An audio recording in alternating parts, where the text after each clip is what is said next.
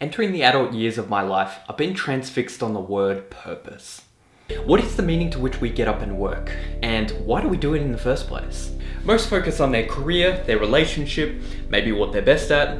We define ourselves as our role we contribute to business or society, offering our well-chiseled cog into a much larger system. We all have the drive within us to want to feel important. We want to feel valued, and most rely on external influences to measure this success. I once read somewhere, it's what you do in the dark that puts you in the light. This completely goes against the status quo. If our sense of purpose, assuming motivation and drive, is boxed in by others' opinions and interpretations, how can one create their own success without the short-term acceptance of others? How do you find the courage to beat the odds and disrupt conventional thinking? Let's get right into it. Rise and shine, my friends. It's currently 5-something a.m. Jesus, I can't see anything. I just walked down in the middle of the road where I live. There's pretty much no lights, no noise, only the stars and my own free will. Stay tuned. What's happening, guys? My name's Finn and welcome to my new channel. It's interesting to me how the world wakes up a few hours later, alarmed by short deadlines, high expectations, and a seemingly never-ending workload to stay on top of it all.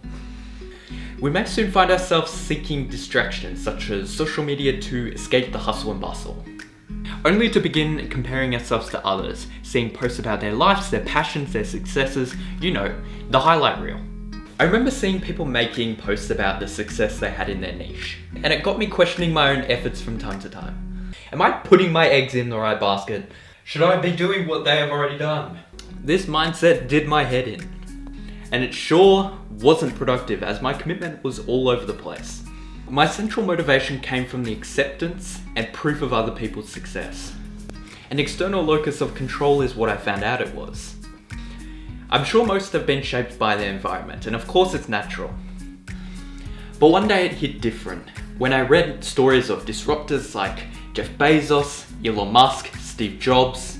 Pretty much anyone who has created any significant value have come from an internal locus of control. This year I've been looking deeply into who I want to be, and lucky enough have found some of my own clarity. I've always dreamt of knowing my North Star, having something to chase at that is mine, something that I can chisel at. But I don't think at any age you can actually know what your outcome will be. People, myself included, are drawn towards our aspirations, our vision of what our future self could be. But sometimes these aspirations that you follow lead you elsewhere. Possibly by luck, you find your true values, your true self. An example that comes to mind is Dwayne "The Rock" Johnson.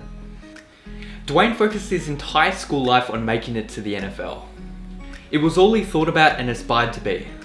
He worked years and years on this single accomplishment. But he lost his contract with the Canadian Football League, which was his ticket to the NFL. Dwayne "The Rock" Johnson, this guy, was so broke he couldn't get home. He had to call his parents to drive him home all the way from Miami. He suddenly had no plans, no direction, and he had to completely reinvent himself. And he did. Now, as we probably all know, he went on to become a successful wrestler. And now a superstar world-class actor. I heard one of the highest, if not the highest paid actors. I bet he didn't see that coming. What is real will prosper. Something that I generally believe is the amount of work you put in is the only thing you have control of. The more you hustle, the better stacked are the odds you either find what you aspire towards, or the flowers eventually bloom and you find success and personal fulfillment by creating value. So the reason I wake up at 5 a.m. is to take the first step towards self-control. You need to take the keys to life and be proactive, because the only way you're going to commit to ridiculous work hours, constant adversity, and constant failure without any guarantee of success for the effort you're putting in is to, of course, be passionate about your craft. Love what you do, right? But most importantly, trust yourself. Be truthful and accountable, because people are going to try and talk you out of it. And you can't take it in because they don't have the context. People's opinions are based off their assumptions, and they don't have the full story. I call 5 a.m. power hour. because without the noise and pressure of working day hours, I get a lot done. If you've watched until now, I have a challenge for you. Try getting up at 5 AM for 30 days. Now, if you haven't done this much, the first week is going to suck because it's going to feel like ungodly hours. But with time, you might actually start to enjoy it.